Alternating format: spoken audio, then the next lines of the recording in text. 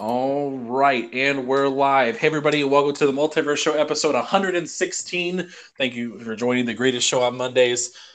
Guys, so much stuff is going on in this last week. So much gaming stuff. We got so many things to cover, but just some clerical thing, too.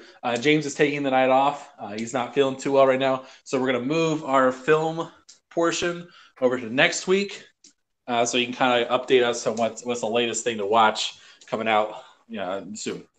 So, for our intros for the evening, start off with the Titan of Texas himself, Hurricane Fame. How you doing, sir? That's new. What's going on, people? Fame and Sammy from TickGamesNetwork.com. Thank you guys for rocking with us once again. It's going to be a good show. And, yeah, buddy. All right. And we also have the Don Deletion himself, Mr. Mike P. The Truth. Yo, what's going on, guys? Thank you for joining us for another wonderful episode of the Multiverse Show. We have a great docket of topics planned for you guys tonight. As always, we hope that you love it as much as I love the green beans. Yes. All right. And we also have the Sultan of Syntax himself, the White Wolf, Mr. Samuel Tolbert. Hey, everybody. Good to be back. There is way too much going on right now. It's ridiculous how much news is out and about, so let's get to it. All right, and let's get things started. So first off, now that Fame's back, this is his first show of the year. What have you been playing, sir? I'm gonna be honest. I haven't done much gaming besides the Anthem beta, and I played Sea of Thieves with you for a little bit. I've been trying to catch up with PAX South. Basically, spent a lot of time down there. Did get a lot of work done, lots of interviews, which I still have 3 more to put up over the next couple of days. So I haven't been playing much, to be perfectly honest. A lot of my time and devotion has been towards PAX, and made a lot of connections down there, and I got a bunch of connects I didn't have previously. So I've been doing a lot of work and not much gaming, and I hope that changes this week because I still need to play Detroit, which I bought it and haven't played it yet. So that's what's coming. Just not right now. Right now is all work. Fun comes later. I know that feeling. Definitely. So I guess we'll kind of segue to this. So, Fame, I know you brought up the Anthem beta. We're going to circle back to this in a minute. Because the Anthem beta is just so glorious. So many problems, but damn, is it good. We're going over to Sam. Sam, what have you been playing? I have mainly just been soaked and immersing in Resident Evil 2. Resident Evil 2, Resident Evil 2, Resident Evil 2. That's pretty much all there is to it. Oh, and the Anthem demo. Yeah, that thing happened too. All right. And Mike? All right, so I told you guys last week, my wife and I have been playing New Super Mario Bros. U Deluxe on the Switch. Finished that. Now we're working on Super Luigi Brothers U. Other than that, played a little bit of the Anthem demo, not too much. Basically, when I was in the party with you guys, that was all I played of it. And other than that, it's been all Resident Evil 2. Oh, man, Resident Evil. And, I've been busy playing the Anthem beta. Anthem beta, Darksiders 3, Sea of Thieves, my general usual stuff. But yeah, I kind of want to talk about this Anthem beta for a bit. I know Fame and I played a good chunk of it. I know Sam played it, not as much as us, but Sam's played it, and Mike kind of dabbled in it. But I want to start with you, Fame, because you're kind of my go-to. You're my right-hand man. Anytime we have one of these RPG lights, these MMO kind of experiences, we're always playing together at some point. Yep. All right. I want to get your impression on this. What do you think about Anthem? Do you think this is something you're going to play long-term? But what are your kind of general vibes? Okay, well, besides, Anchor, you do sound very far away. Besides sitting aside the lot for 6 hours, I will say after we finally got in, it was definitely worth it. I immediately, when I got in, started playing, I was like, I feel like I'm effing Iron Man, and that was an amazing feeling. The traversal system is great. Doing the flying is amazing.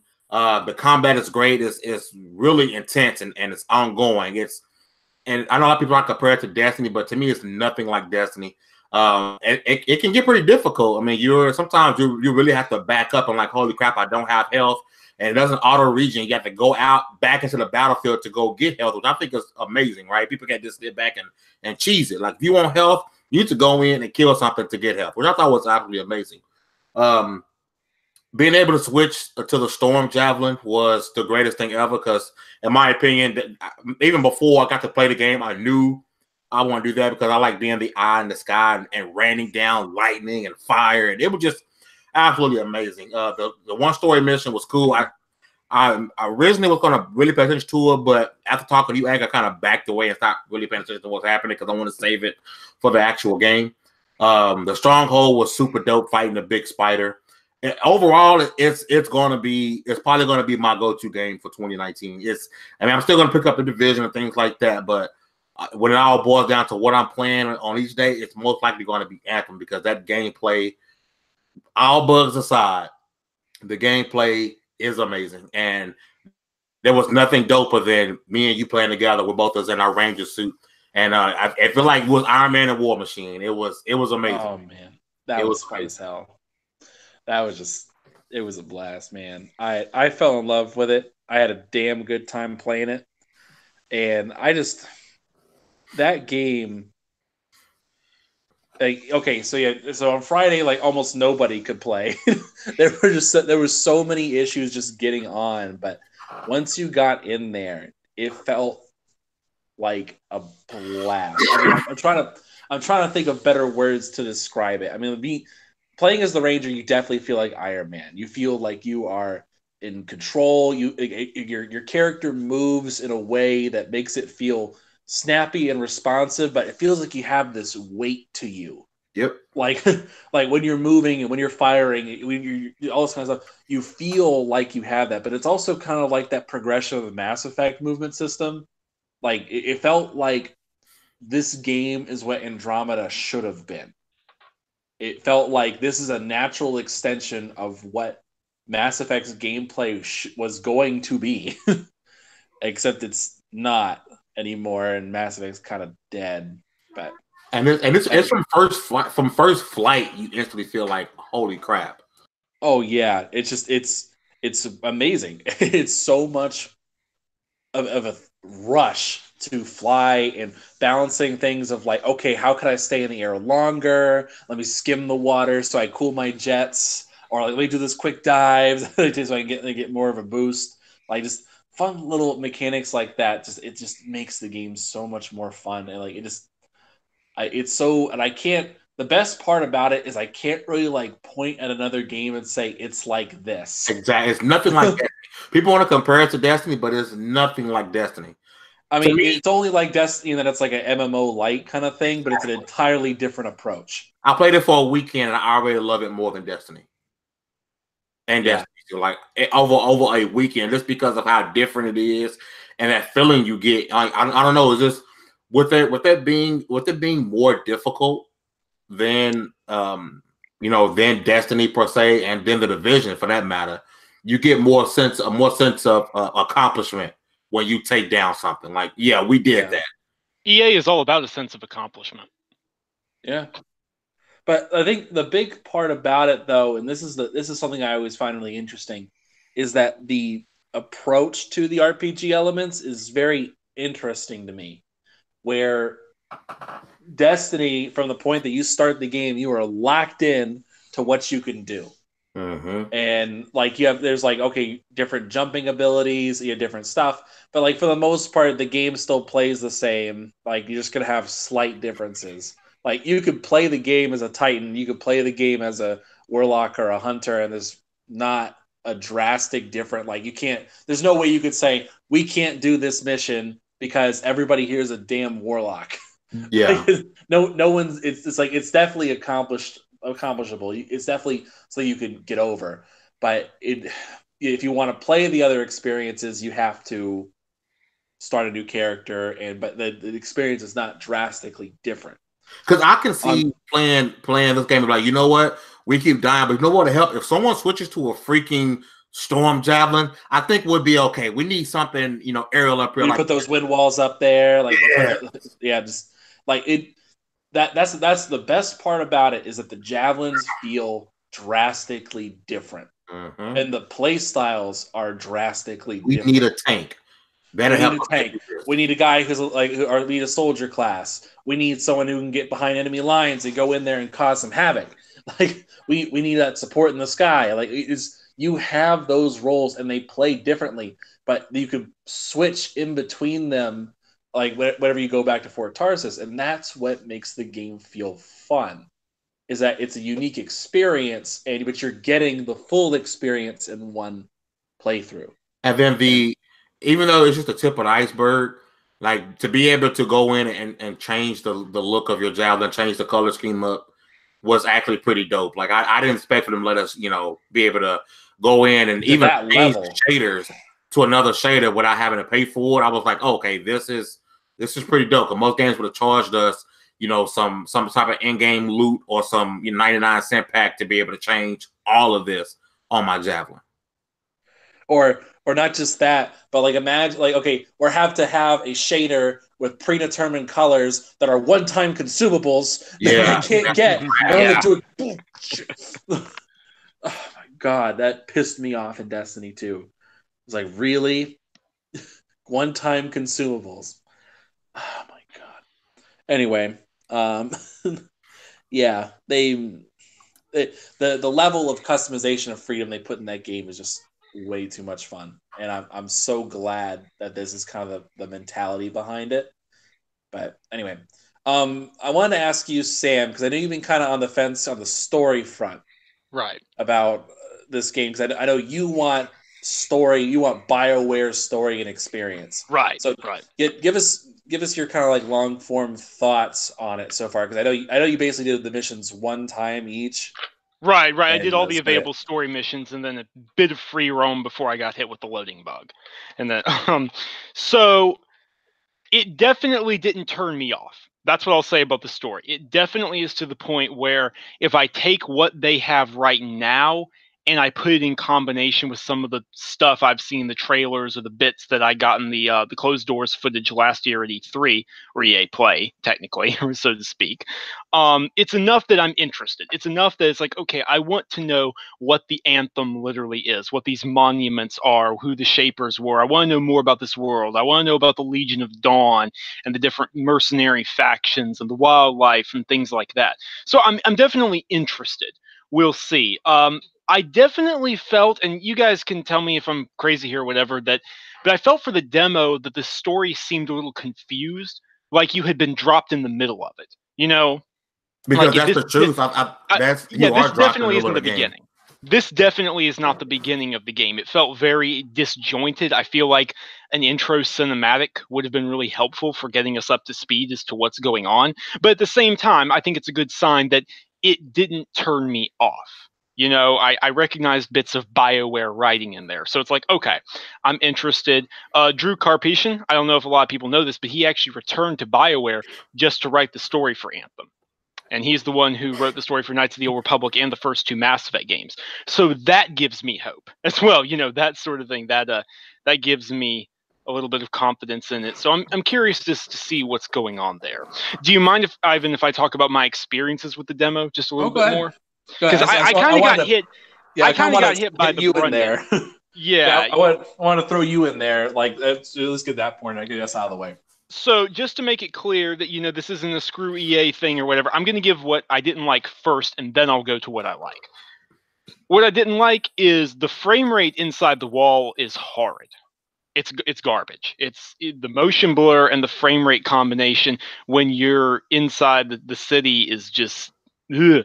It's terrible, and it actually made my eyes hurt, which has not happened for years now. I've not had a game actually make my eyes hurt from the motion blur and the frame rate. So something's got to change there.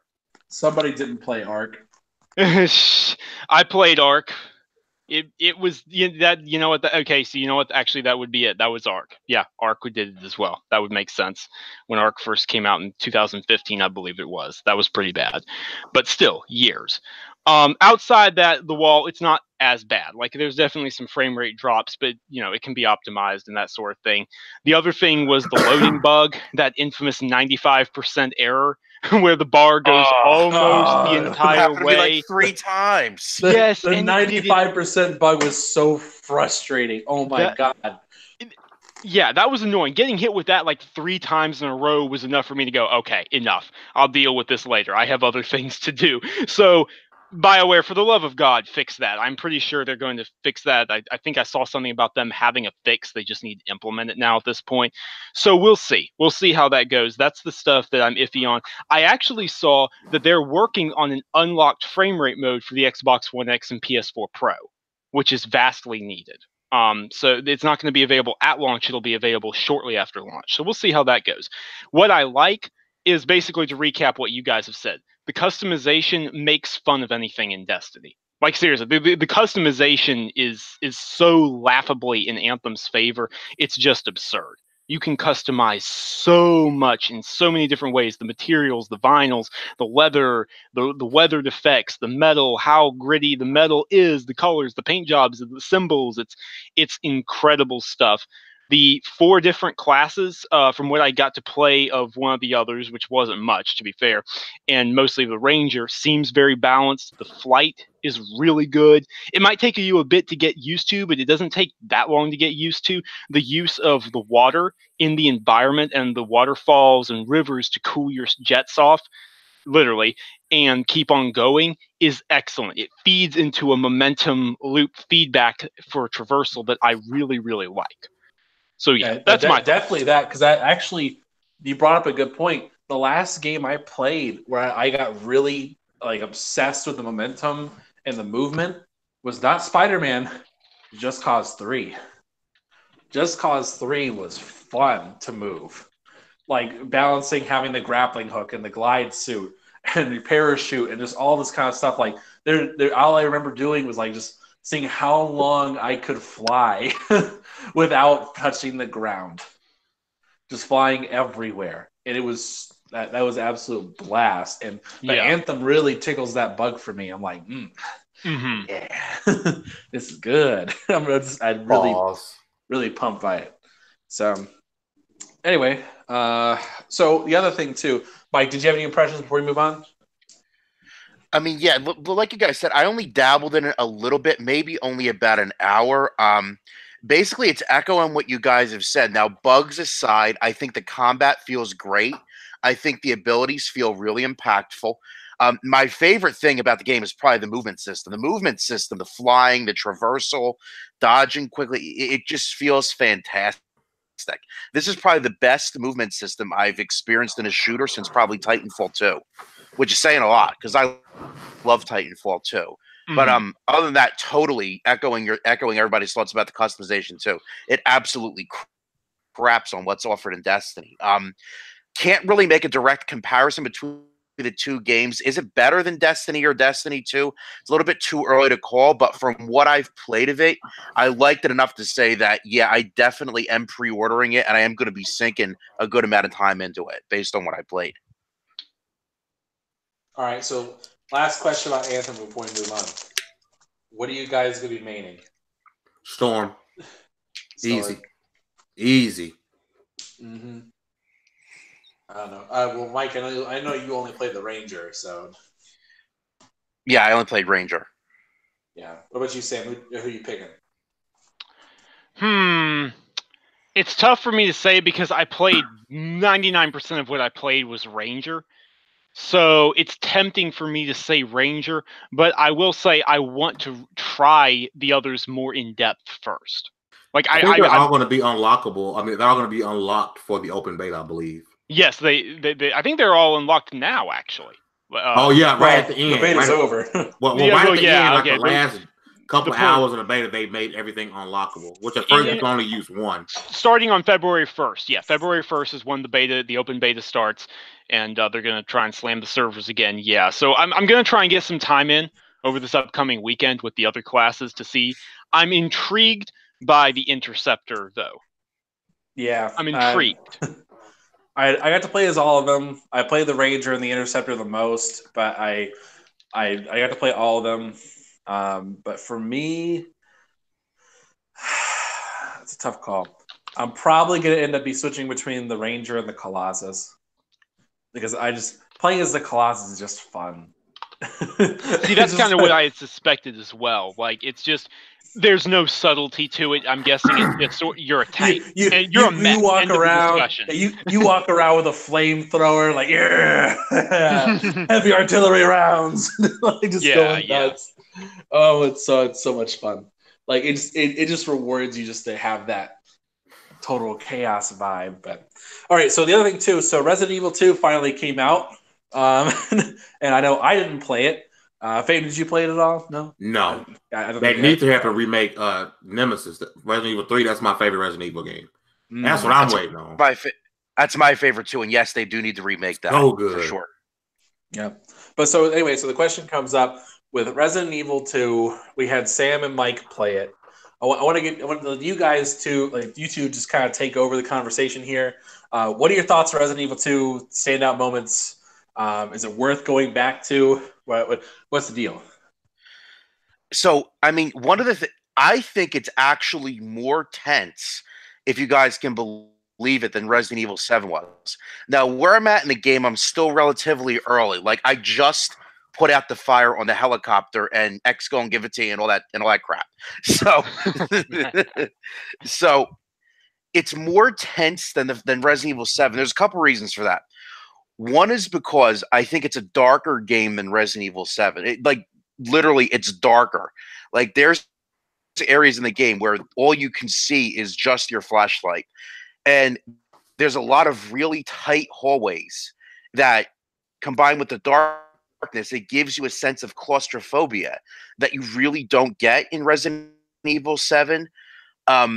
And obviously, the other thing that makes it more tense is just Mr. X. Because if you think about Jack Baker from Resident Evil 7, like, yeah, you could avoid him, but if you took him down, he'd get back up, but if you left, he'd basically just stay in whatever area he was in and just patrol there. But no, Mr. X actively stalks you, and you could hear him stomping around, I feel like 3 rooms over from where you're at. And it's like, as soon as you hear those footsteps, it's like, oh my God. So it's really, really tense. I think they did a really good job of taking the setting from Resident Evil 2, the characters from Resident Evil 2, and basically melding it with a lot of the gameplay conventions from Resident Evil 4 and 7. And at least what I've played so far, I would say this is the best Resident Evil game I've ever played. Hands down. I mean, Sam, would you agree with that? It's tough, dude. It's very tough because, I mean, I loved 7. Like, I loved Resident Evil 7. But, man, I think this is better. I actually think this is better than Resident Evil 7. Because, to me, Resident Evil 7 does have a couple of small parts where the pacing falls apart. Small. Very small portions. But it's towards the end, and the pacing does kind of fall off. Here, from beginning to end, I've done 2 playthroughs now, I was absolutely riveted. From beginning to end. There was never a dull moment. There was never a, oh God, get on with it type moment. Never. Not once. Every single moment, every single spec, you have to be hoarding ammunition. You have to be thinking about your runs. Like you said, the memes about Mr. X are spreading and are going to be a big thing now. And they're hilarious. And they're absolutely hilarious, man. They're absolutely hilarious. But the thing is, there's a reason for these memes. It's tension relief because, guys, Mr. X is horrifying.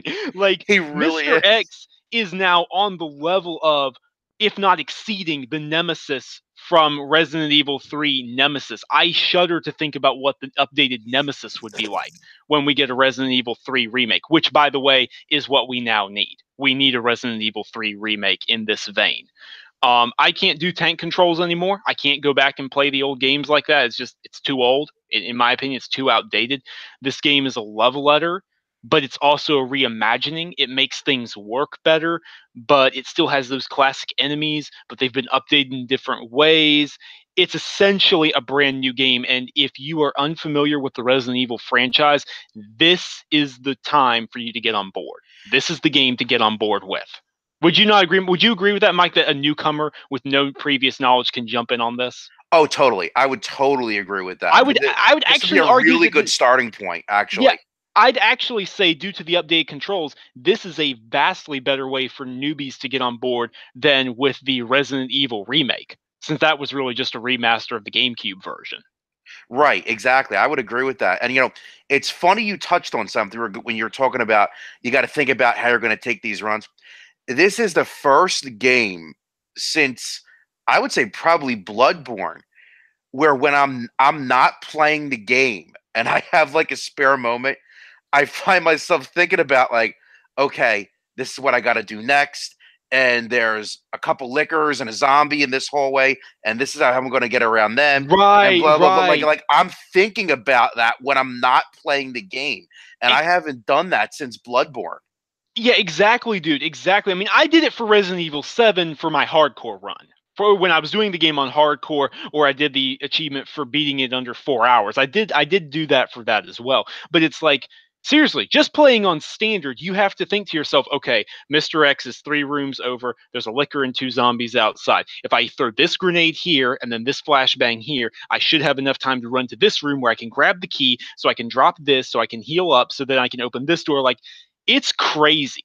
It's absolutely insane, and I love it. And by the way, if you are tired, if you're one of those people who gets upset about DLC costs this and DLC costs that and monetizations and microtransactions, they're giving away 3 new small campaigns, 3 new modes for free on February 15th.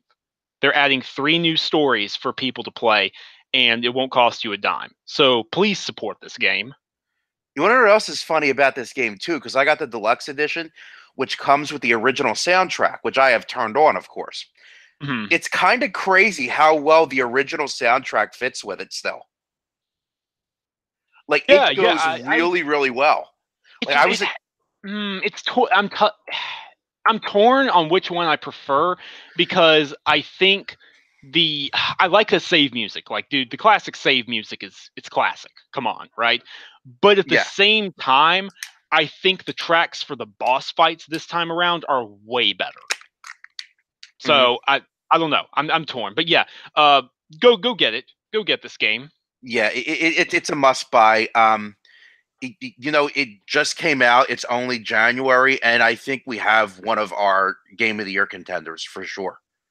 Totally, for sure. I will co-sign that statement. Mike. Can I come out now? Oh my God. No, seriously though, I'm really happy for you guys. I'm glad it's well worth our time. I maybe no commitment might try it. I said the same thing about Resident Evil 7 and I played for like an hour. Anyway, so moving right along, that kind of segues into our next topic. So IGN's just been kind of screwed lately. Just being honest here, they've just been messing up one thing after another. To kind of give you guys a bit of a preface to why I'm bringing this up. So at the end of last year, IGN got caught. Well, specifically, one of their writers got caught plagiarizing another person's review for Dead Cells. I think it was Boomstick Gaming. He made his video and made his review, and oddly enough, the review from IGN just happened to mirror same points and use the same type of wording, and that guy got fired. And it did not go over very well. So, flash forward a little bit. It has not been easy. More recently, they had the issue with Ace Combat, and I might be getting this a little confused, but what happened was with Ace Combat, it's a new fighter pilot game that came out just recently. It was about 2 weeks ago, but came out just recently. And the reviewer got caught playing on casual. And I think it was like the community manager caught them and said, hey, I noticed in the game you played it on casual. And so it's like, no, I noticed in the game you didn't mention this, this, and this. Were you playing on casual?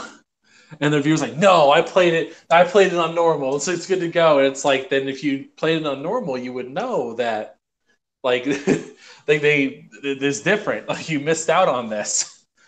And it was like, he got caught, and so they had to redo the review. And more recently, Resident Evil 2 got a interesting little bit. So apparently one of the reviewers for IGN reviewed the game and only did half the game and reviewed the game as a 8.8 out of 10, saying, "Oh, it's a little short. When you play the game again with a different person, like you choose Leon or Claire, it doesn't change anything. It's just there's just change the weapons you're using, and that's it. It's over." But I'll let Sam kind of talk about this. So what's the deal? What are we talking about here? Why is that an issue to say there's no difference in playthrough? Because it makes a massive difference. In fact, you can only get the actual ending of the game and the complete story by playing both playthroughs. Okay? Like it's okay. So to be fair, to be completely utterly fair here, the original game had something called the A-B scenarios. And what that meant is you played one character for scenario A and the second character for scenario B. And the scenarios were two different campaigns. Now, to be fair, Capcom explicitly said in the press releases over and over that the A-B scenarios would not be returning. We were under the impression, all of us, myself included, that it was just two campaigns, one for Claire, one for Leon. That being said, he should have realized, this reviewer should have realized the moment they did their second playthrough and there wasn't much different, that wasn't the case because Capcom had explicitly stated that wasn't going to be the case. So they got it backwards, but in reverse, if that makes any sense whatsoever, and I can understand if that's confusing. What it actually is after beating the campaign the first time, you have the option of doing something called the second run, which tells you where the other character that you weren't playing as, what they were doing and what they were up to. So if you played as Leon first, you then have the option of playing Claire's second story. Are you guys following? Does that make sense? Yeah. So far? Okay. And this reviewer did not realize that the second story was a thing despite it being right there. So, yeah, that's the thing. Yeah. So they played half the game. Or Yep, 60% if we want to get really technical. But I digress. Yep. And they reviewed the game, and they gave it an 8.8 out of 10. So when eventually people caught on to this, and they called them out for it, and they said, "Hey, you only played half the game.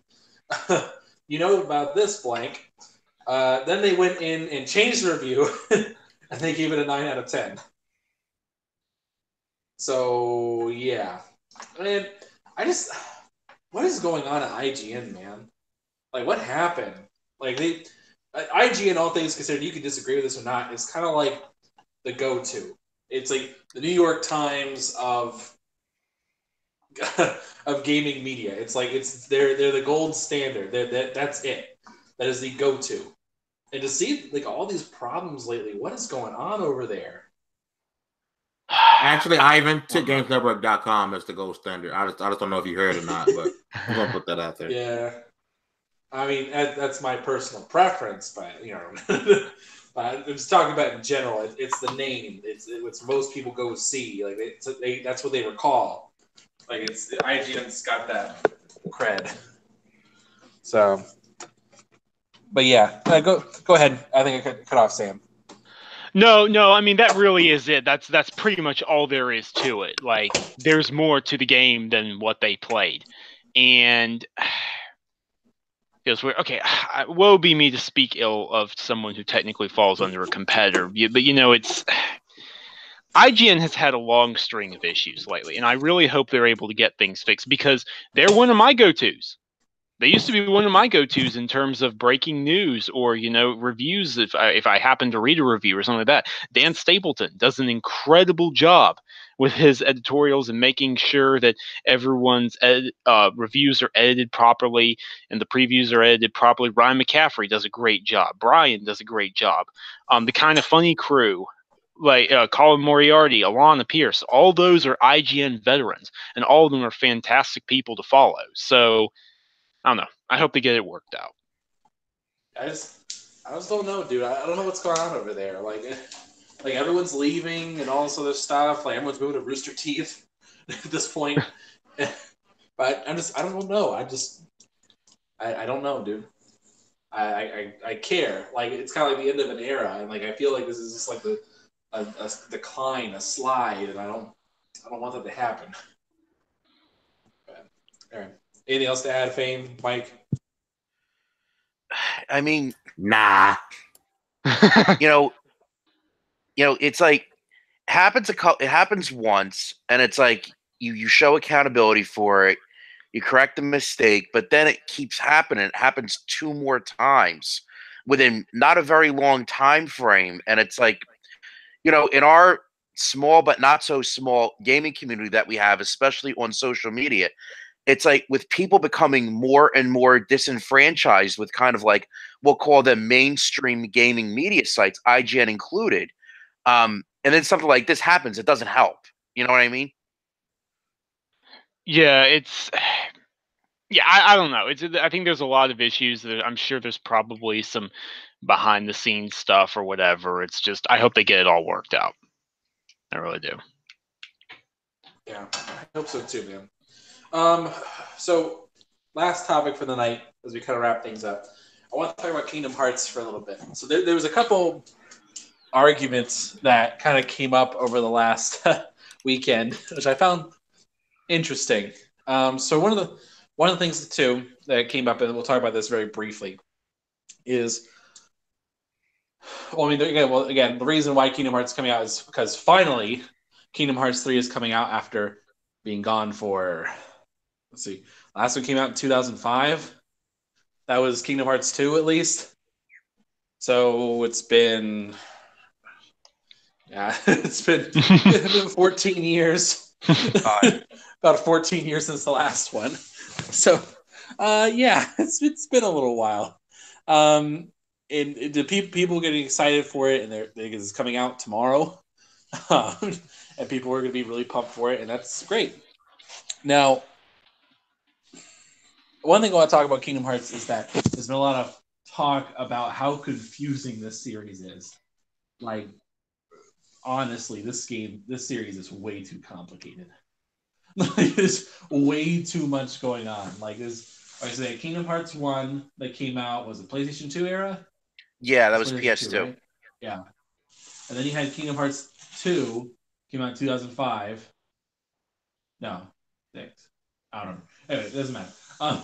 Came out, and then they got caught onto the PlayStation 3, and they ever since then. So it was like in between that time between Kingdom Hearts 1 and 2, they had like one game that was there, but like it introduces Roxas in Kingdom Hearts 2, but Roxas, like you start playing the game as Roxas, you're like, what's going on?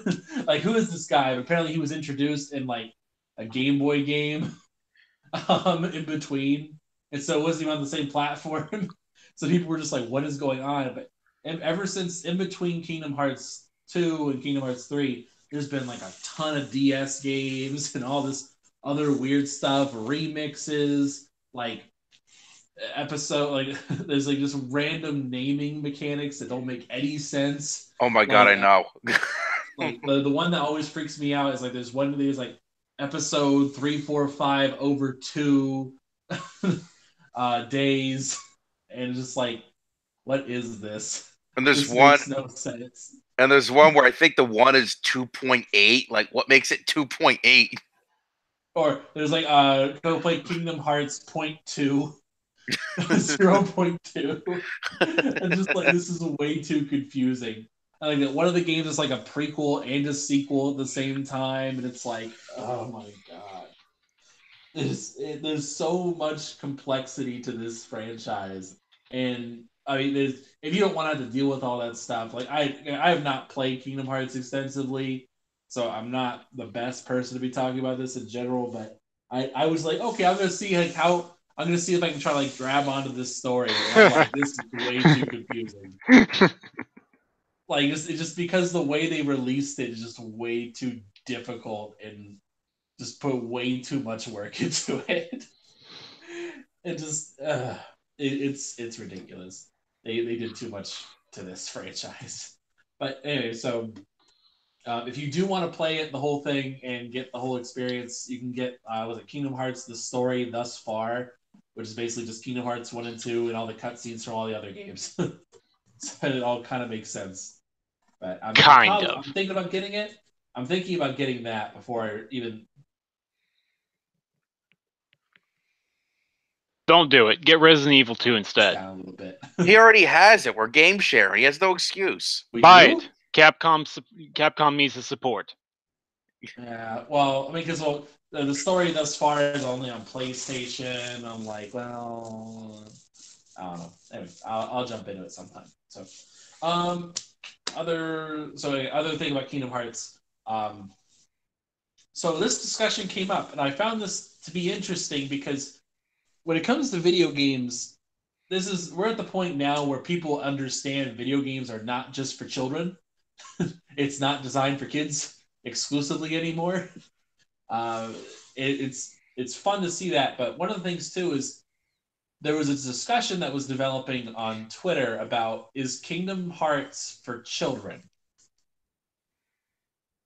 And I don't know kind of how to fall for that necessarily, so I kind of want to get your guys' impressions. Do you guys think Kingdom Hearts, a franchise that is older than some actual children, was it a franchise that is nearly the legal age, is it for kids still, or can adults unashamedly enjoy it? So I kind of want to throw that. Here's the thing. In general, gaming, first off, the conversation is stupid. I think the argument behind it is dumb, because isn't video games as a whole really looked at as for quote unquote children? And I'm a kid. I'm never gonna grow up. I'm gonna be a 70-year-old kid. I'm gonna play video games the rest of my life. I think it's more of people just being insecure about what they like and feel as if they need to always have, a Gears-like character, macho man going around shooting stuff up. I think it's more, I really think it's the people who just have, issues with themselves, and they don't know how to handle the fact that this is it's just a game, and we don't have to have the same likes. All games were meant for quote unquote children. It's just people being insecure of who they are and don't. I mean, think about it. Like, I'm 30, right? So I grew up on Donald Duck and all that stuff, right? So, and how can I sit here and reminisce about watching, Goofy and all that stuff back in the day? Then when it comes to a game, I can't play that. That's for kids. But I'm reminiscing about how great those times were. Like, we all love freaking Toy Story. Toy Story was amazing. We watched The Lion King. We love that stuff. So how can you knock it now that it's in a modern time? Because people are too ashamed to admit that looks dope and I want to play that, but I got to be such a macho and a tough guy. I'm gonna say it's for kids, but deep down inside, I'm probably gonna play this game anyway. That's just me. So what you're telling me, Fame, is you're a brony. What's a brony?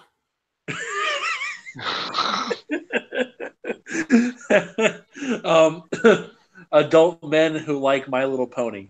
Oh, hey, listen.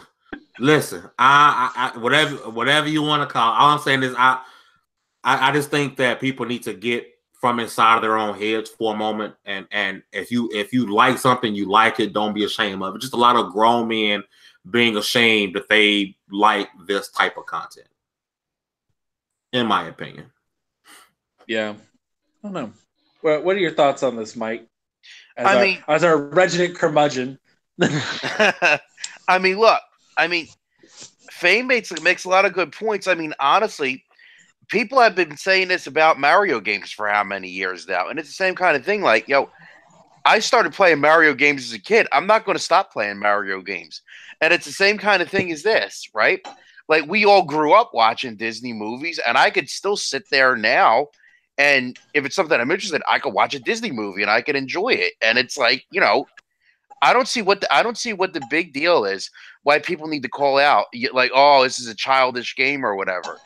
Some of the people saying that it's a childish game, a couple of years ago they were playing Snoopy's Grand Adventure and stuff like that. So a lot of them are hypocrites anyway. But just play what you like, and who gives a crap when anybody else has to think about it, is my thing. Yeah. 1 second. There we go. Sorry. So I was trying to find that. So yeah, I think, what about you, Sam? You're as the resident young'un here. I'm not interested in it. I think it's way too complicated and a little too off for my taste, but I'm not going around telling people what they should and shouldn't play. See, you guys understand, Sam was born with black coffee in his bottle. He was born when Bane was doing his thing, they say like, you merely adopted the black coffee. I was born in it. I didn't see decaf until I'd already become a man. See, no, but seriously, that point in time when Sam was told to put away childish things, he never had childish things. By childish things, that meant he had to put away his dependency on a W-2 form. No, I mean, seriously though, I have nothing against it. I don't care. Toy Story, cool. And Monsters Inc. and there's Final Fantasy characters and there's Keyblades and the Heart of Darkness and this person has become corrupted by the dark and only Mickey can set forth the life. You know what? Sure, go for it. Heck yeah, charge. You do you. I'm just not interested, but I don't particularly care to tell people that they shouldn't be interested. I'm too busy playing Resident Evil. Yeah. Do I think Kingdom Hearts is for kids? Yes. I think Kingdom Hearts is for kids. But Kingdom Hearts is E for everyone, baby. Like judging whether or not something is for children or not is not limited to that one group. Where they say superheroes are for kids. But can the position of superheroes be elevated beyond their childish roots? Yes. Can video games be elevated beyond their childish roots? Yes. And with Kingdom Hearts, I mean, yes, there's that veneer of cartoon characters and weird little anime stuff. But at the same time, especially like kids, people who grew up with it, who've been waiting 15 years for another game, like, give them a pass, man. This is nostalgia. Like if they came out and they said Banjo 3 is coming out, and watch all these people who like put away Marcus Phoenix and Master Chief, we're going to see Banjo Kazooie. Absolutely. Like, absolutely. Playing on people's nostalgia to do something new or to bring something to the table, that's not something to be ashamed of. That's not. It's bringing something back from the past to be enjoyed again. But I think something is only truly for kids if it cannot be elevated to something beyond what it is, like Paw Patrol, or just like programming or stuff that is not meant to engage kids beyond. Oh, look, this is flashy. Like if it's something deeper, if there's something complex to it, if there's something you can draw out of it, then I think it's not exclusively for children anymore. And that requires quality on the craftsman part. But, that's a good way of putting it, Ivan. That's a good way of putting it. Yeah, I try. But all right, that's kind of my thing. I mean, I'll play Kingdom Hearts sometime. I don't know. I just gotta let the hype die down a little bit before I do. Anyone else jumping on board with Kingdom Hearts? I know Mike is now, and Sam. No, I'm not necessarily jumping on board with it. I'm just. What? You're not jumping on board. What? Cheated. No, it's not particularly my taste, this series, but Yeah, I think, and that's a lot of stuff in life, right? A lot of things aren't our cup of tea, but to knock people for playing this type of game, I think it's ridiculous. I think it's just people being self-indulged and insecure in themselves to knock people for enjoying these type of games. I mean, some people might think people play, horror games are weirdos, psychopaths, killers. I think to judge someone for playing a certain game, I think, and now, like Anchor said, if it's, if we out here playing Paw Patrol I think that might be something a little bit different. But at the same time, if you play along to Baby Shark, if you play Baby Shark, the video game, and that's what you play, bro, it doesn't affect me enough to be going out on Twitter and downing because you play Baby Shark, the video game. It might be a little weird to me, but to each his own. If you gaming, you gaming. The game is a game at the end of the day. And who are we to tell the people what they can and cannot enjoy? Yeah. Exactly. You know what though? I want to bring this up for a minute. Uh-oh. That video of you, Fane, with your daughter, bro. I would just like, I could see it in your eyes. You're like, save me, bro. Every day I have to hear that song and sing it because she's not satisfied if I just listen. I have to sing it every day, dude. You have no idea. God, I'm jeez. And there's like 60 different versions. There's like a Halloween version. There's a really slow version. There's a version that lasts like 4 minutes. And I just want to. I love my baby so much. She's lucky I do.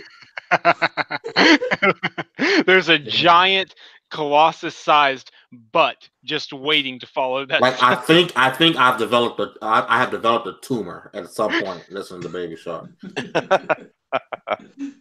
Oh man, it's great. Anyway, wrapping things up here, dude. We're about to hit the mother load of games right now. Oh god. We got so much coming up. Like let's see.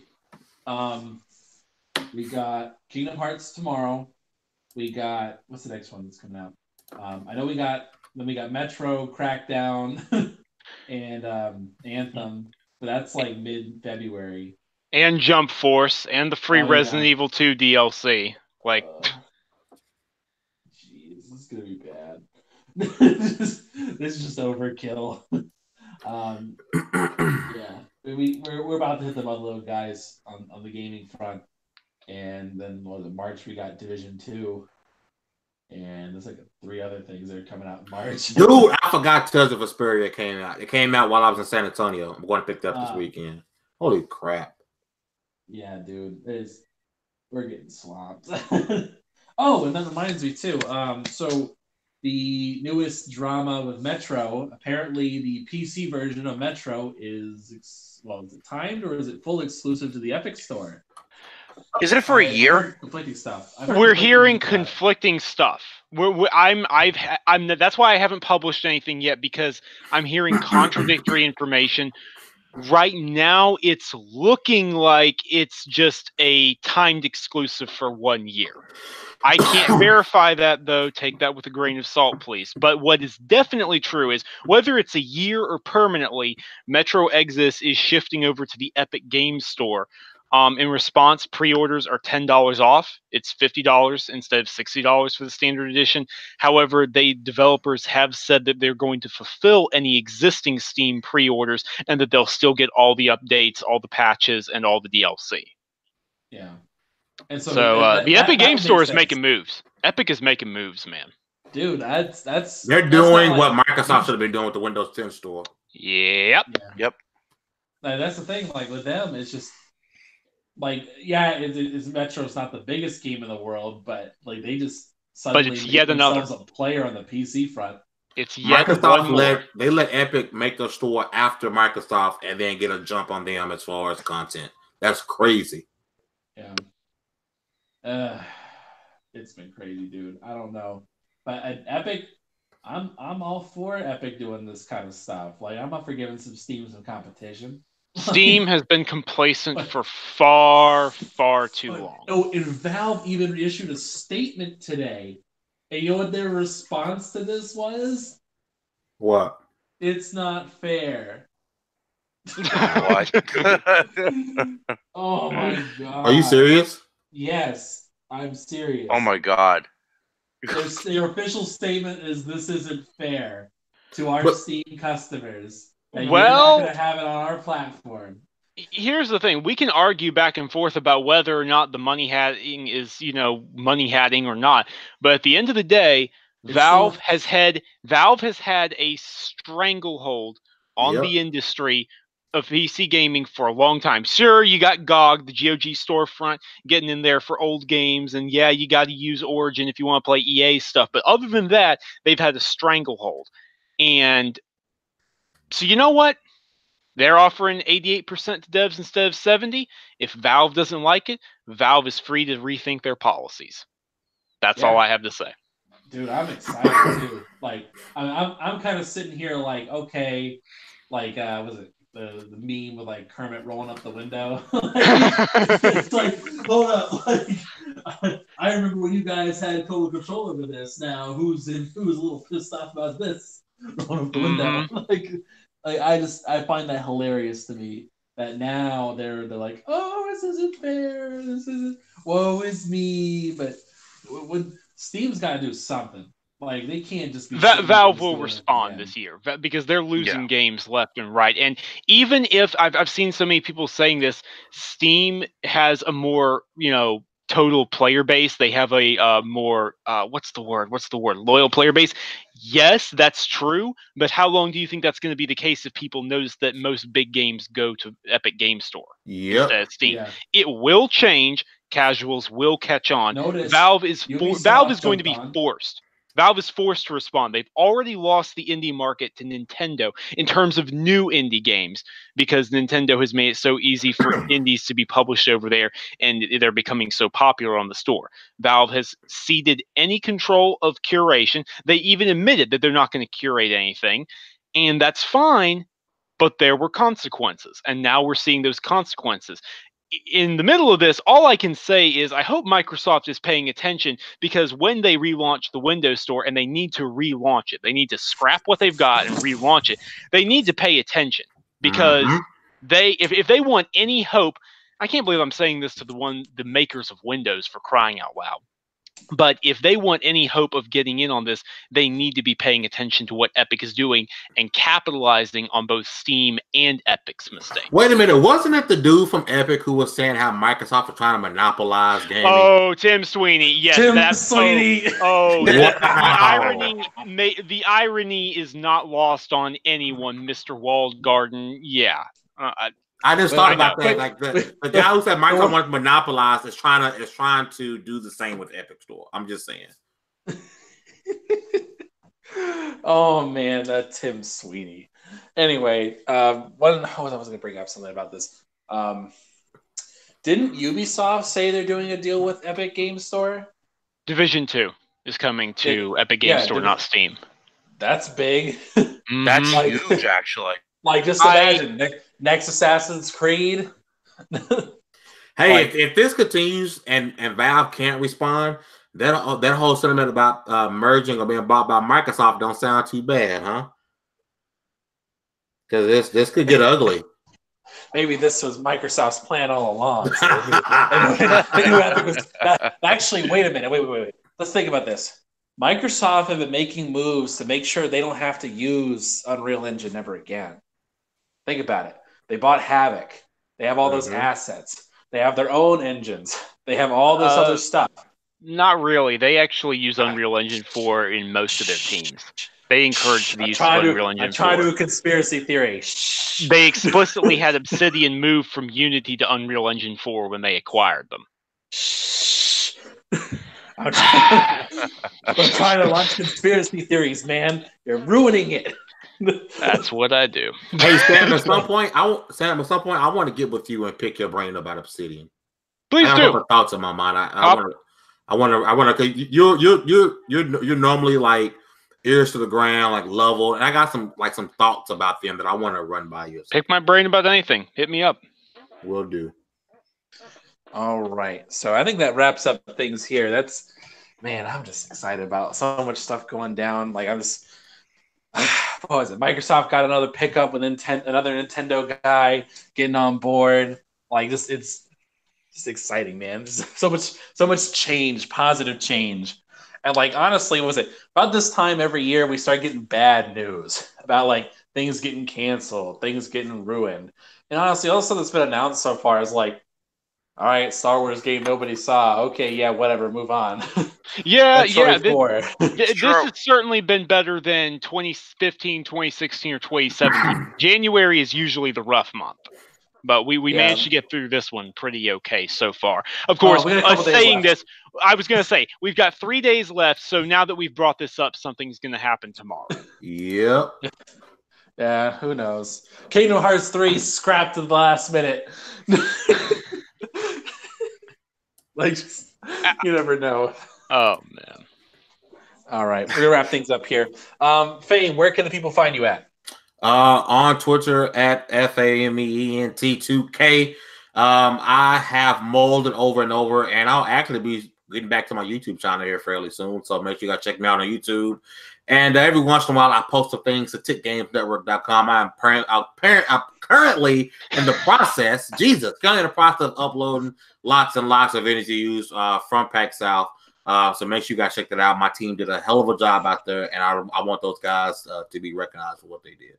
They did. They did great work. I've been seeing some of that stuff. You guys have been on fire. Thank you. All right. And Sam, where can the people find you?